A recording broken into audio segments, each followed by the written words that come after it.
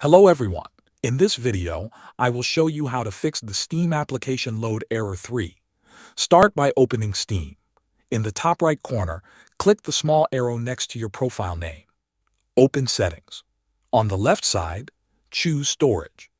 Here you will see your Steam library. Select the drive where your games are installed. Click the three dots on the right side and choose the option to repair the library. Wait for the process to finish, then try to start your game again. If the error is still there, close Steam completely. Go to the system tray in the bottom right corner of your screen. Right-click the Steam icon and choose Exit. Make sure Steam is not running anymore. Now go to your desktop and find your Steam shortcut. Right-click the shortcut and select Properties. Open the Compatibility tab. Turn on Run this program as administrator. Also, enable the Disable Full Screen Optimizations and run this as administrator.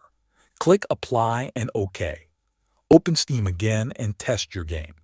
If the problem continues, you can try disabling real-time protection for a moment. Open Windows Security from the Start menu. Go to Virus and Threat Protection. Open Manage Settings. Turn off real-time protection.